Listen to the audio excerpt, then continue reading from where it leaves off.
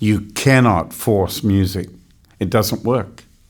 It has to flow through you. It has to come to you and flow through you. For me, it's important to play what I think is right to serve the song properly. Yeah. I could play all over the place in every song if I wanted to, but why would I want to do that?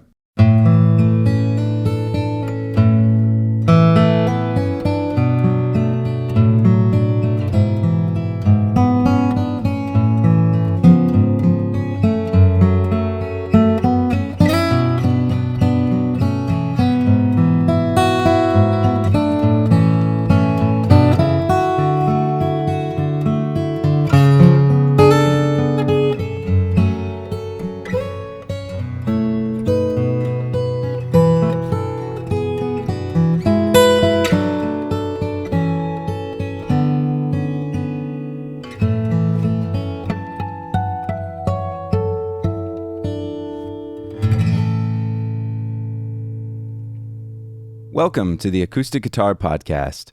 I'm your host, Nick Grizzle, and today we have an exciting episode featuring an in-person conversation with Tommy Emmanuel. For the uninitiated, let me tell you a little bit about Tommy Emmanuel. He's a fingerstyle master who was bestowed the title of Certified Guitar Player by Chet Atkins. That alone should be enough to tell you everything you need to know about him from a playing standpoint.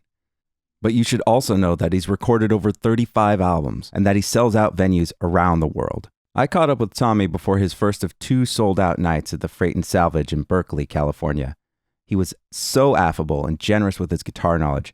He shared with me details about his approach to live performance as an entertainer, his process for songwriting, the best guitar advice he's ever received, and so much more. And, of course, we did talk about Chet. But before we get into that, on behalf of myself and everyone here at the Acoustic Guitar Podcast, I wanted to say thank you for tuning in. We appreciate each and every listener and Patreon supporter, and we hope this conversation with Tommy inspires you to pick up your guitar and let the music flow through you. So without any further ado, please enjoy our conversation with Tommy Emmanuel. Your dexterity in your fingers, and it just seems like that's something that a lot of people might look at and say, I could never do that.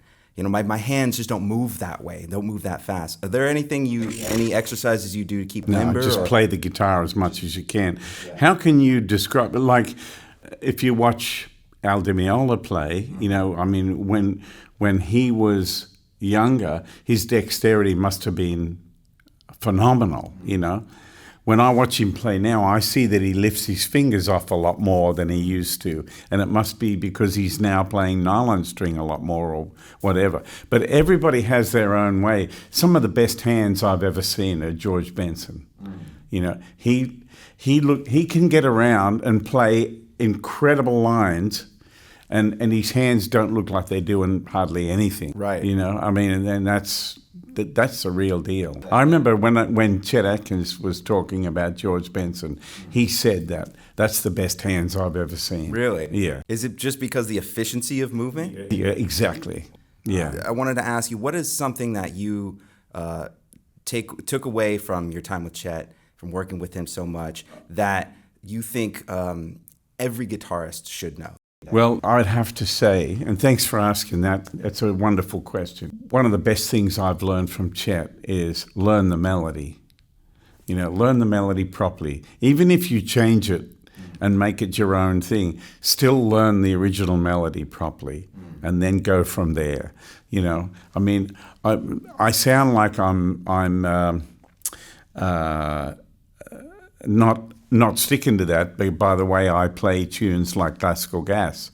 But, I've explained to people the reason my version of Classical Gas ended up the way it did is not because I didn't like the original. I love the original, but it doesn't work as a solo piece. It works with an orchestra and a band and all that, and it's great.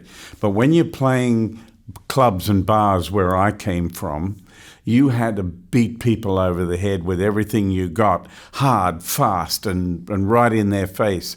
So Classical Gas, the original, took too long to build and to get to someplace, right? That's why it works so well as an orchestral piece. But as an entertaining piece that keeps people entertained and engaged with the artist, it needs to get going. And that's why I changed it out of necessity. And when you're talking about learn the melody, for songs with vocals, does that include the words? Totally. This is another thing that Chet Atkins always said to people, not just to me, he said to a lot of people. When you learn a song, make sure you learn the words so you know what you're playing about and you know what the song's about. And, so when I play a tune, say if John Knowles and I do any of the songs you like from our album, Heart Songs, How Deep Is Your Love? I know all the lyrics.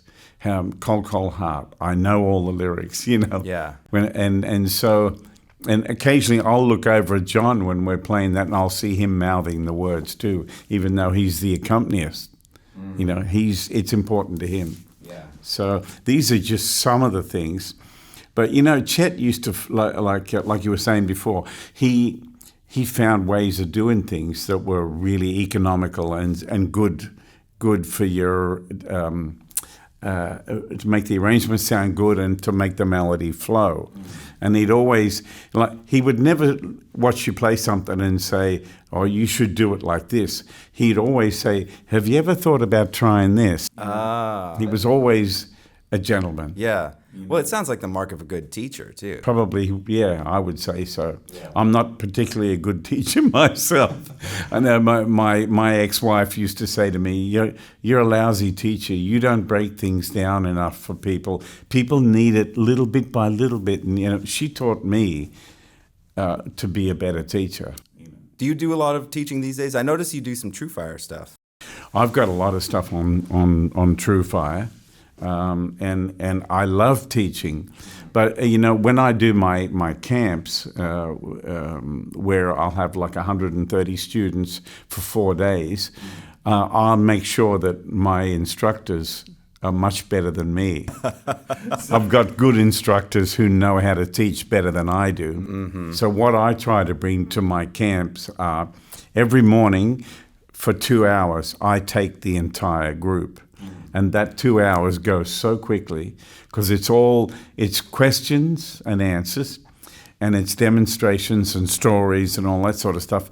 And people want to know just a bit about how I do things as a touring concert musician. People want to know, what do you do to prepare to go on stage and all that sort of stuff, How did you come up with the arrangement of blah, blah, blah, and all that stuff. And that's what people really want to know. They're not interested in which mode do you use to play over a minor 11th or what, you know what I mean? They're not that interested in that, thank God, because I couldn't tell them. Yeah. But that's the other interesting thing about my way of doing things is I've had no theory. I don't read music. I've never had lessons. I've read this about you, and I was shocked to read this. Like, it just seems like obviously this guy has studied theory, knows how to read. I just learned a lot of songs in a lot of keys and stole a lot of ideas from people who did it well. How do you do? Is it just you hear something once and you can just automatically play it, or how do you go? I use repetition like everybody else. If I'm learning something new, I definitely play it 1,000 times before I let you hear it. But I've learned to improvise on the fly, and I've learned to really fly my kite, and when I get some new idea, I incorporate it in the rest of my bag of ideas, For songwriting, I wanted to ask you a little bit about your songwriting process too, because not only do you do these amazing arrangements and versions of covers, but you write. You're a very prolific songwriter too. And what is your process like? Do you have a general starting point, like, okay, I've got a melody, I'm going to work around that, or is it I've got a rhythm? Or I don't have any method, so to speak. I try to write from the point of view of a singer in a band. I never get trapped inside that I'm writing a song just to play an instrumental. It's always, there's a movie around it, there's a story around it, I can already hear how it's going to sound recorded, kind of thing. You know what I mean? It's like I'm wide open, all my ideas to one side. Even if I never use an orchestra on it, or even if it's never in a film or any of that stuff, but that's all happening in my head as I'm writing it. Yeah. Do you ever come back to songs and completely change them once you feel like, okay, this is done? Once they're done, they're done. Except that sometimes I hone the melody a little. If it's a song, but I haven't had to do that much, because what I do is I'm writing and I'm using my instincts as I'm writing, as well as my knowledge. I'm using both. I'm trying to tap into being the listener, being the producer, but I'm trying to do all that all at once. I'm not just playing and being the composer. It's got to please every part of me. If I've written something, I'll go over it and over it, and say if I've only got a verse, and the verse is pleasing me, and I feel my instincts are telling me this is good. Now, what are we going to say in the chorus? And where's the chorus going to go? Once I get that, then I got a verse and a chorus. Then I just press record on my iPhone, like on voice memos, and I'll play the verse into the chorus, and then I'll put the guitar down and listen, and now I'm the listener. And making sure that it does everything that I, the listener, need. You know what I mean? Yeah. And any part of any one of my songs that isn't strong, I'll go in there until it is strong. You know what I mean? I could play you any one of my songs and tell you, oh, that part there was not strong enough, and I changed that, and now it goes like this. Is there a particular song where you can give an example of that, where you recorded it, you listened back, and there was one part where you're like, that's just not strong, and is there one where you just had to keep coming back over and over again?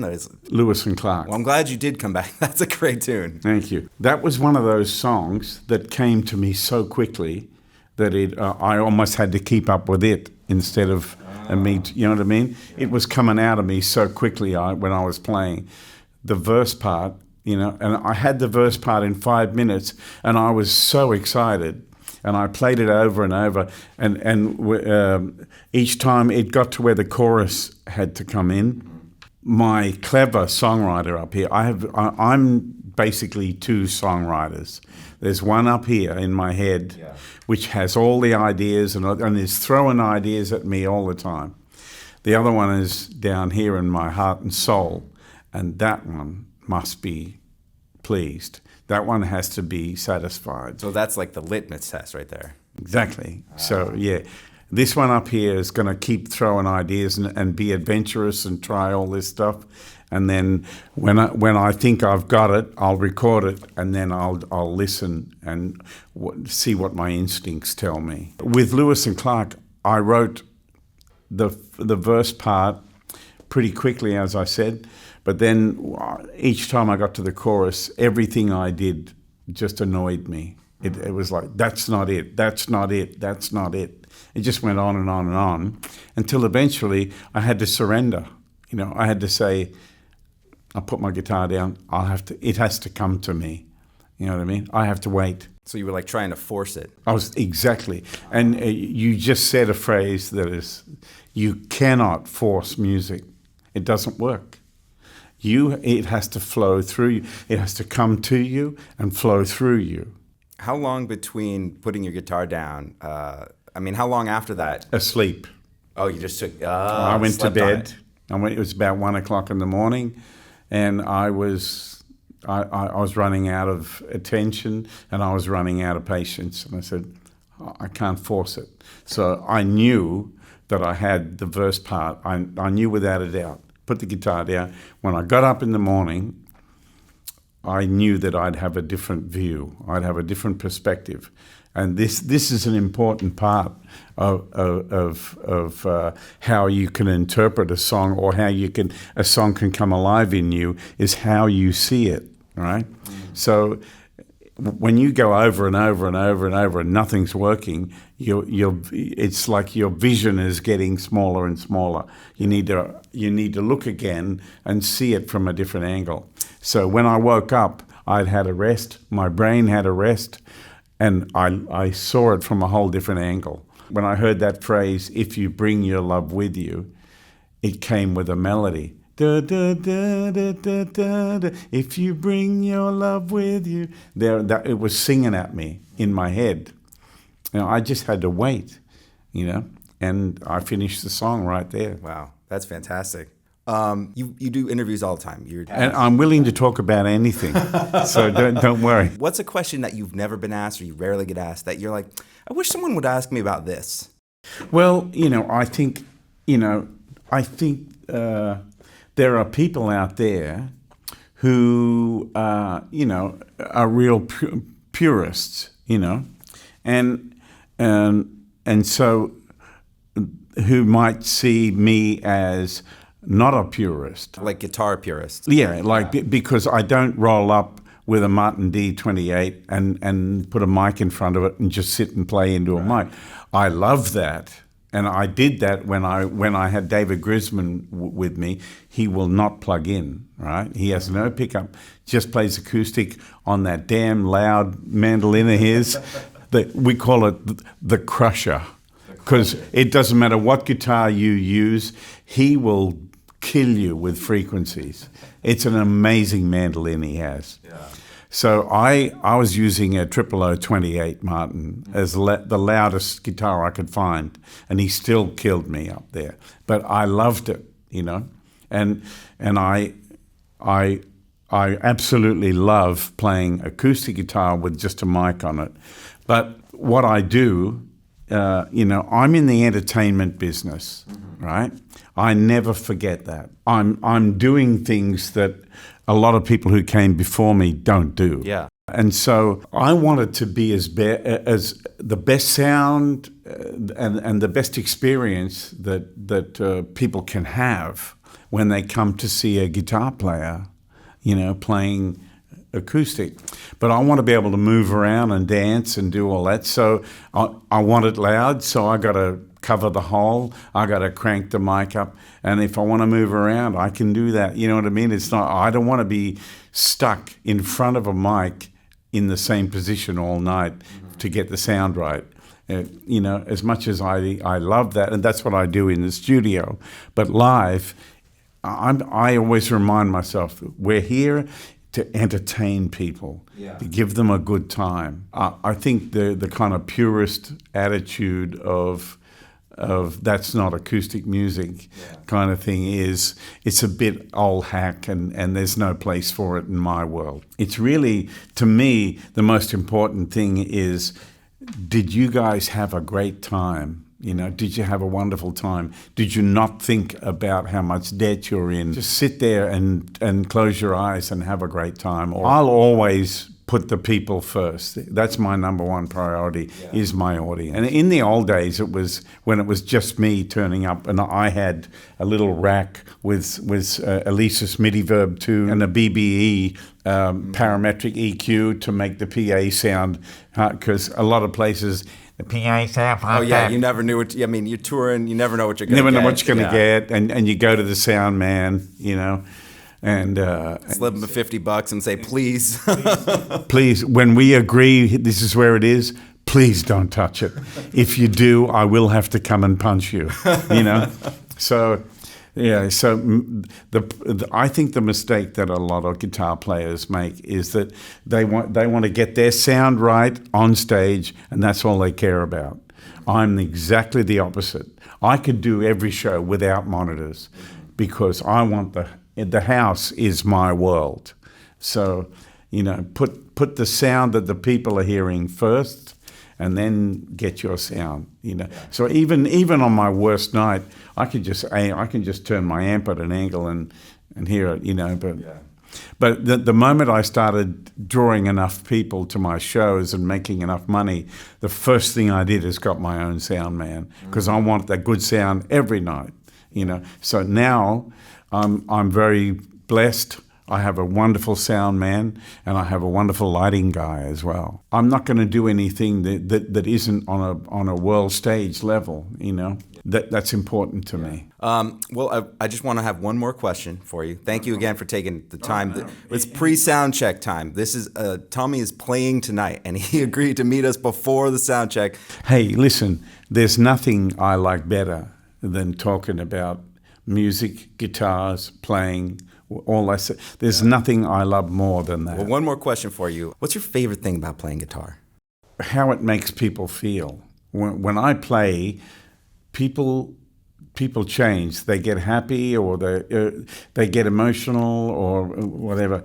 That's us finding a way of tapping in to the spirit world, to the spirit side of people, the soul. And that is so important to me, you know. And I try to use my own response, my bodily spiritual function. I try to use how I'm feeling when I'm playing to guide me as to how I'm hoping you are. Because sometimes I'm playing and the feeling that goes through me is incredible. And I think, God, I hope these people are feeling this, because I sure am, you know. So it's really, that's one of the things that I love about it. And the fact that I can play the most simple idea, and if I just play it with all my heart and not fall for the trap of you've got to do this, you've got to do that, you blah, blah, blah, blah, not fall for it, just play the melody and people get it. You know, that's a wonderful thing, because I don't have to have 50 plates spinning. I can just do that, you know, if it's real. Well, that's beautiful. Thank you so much, Tommy. Thanks for having me. Lots of love to everybody, and keep reading acoustic guitar. Well, that's the end of the first part of our interview with Tommy Emmanuel. You can listen to part 2 of this interview by supporting us on Patreon at patreon.com/acousticguitarplus. We'll talk about his guitars and recording a raucous acoustic duet of Nirvana's Smells Like Teen Spirit with Mike Dawes, and a whole bunch more. The Acoustic Guitar Podcast is brought to you by the team at Acoustic Guitar Magazine. I'm your host, Nick Grizzle. Our theme song was composed by Adam Perlmutter and performed for this episode by Tommy Emmanuel. The Acoustic Guitar Podcast is directed and edited by Joey Lusterman. Tanya Gonzalez is our producer. Executive producers for the Acoustic Guitar Podcast are Lizzie Lusterman and Stephanie Campos-Delbroy. Thanks to Tommy Emmanuel and his team for coordinating this in-person interview, and to the Freight and Salvage in Berkeley for hosting us. If you enjoy this podcast and want to support us, visit our Patreon page at patreon.com/acousticguitarplus, or check out the link in our show notes for this episode.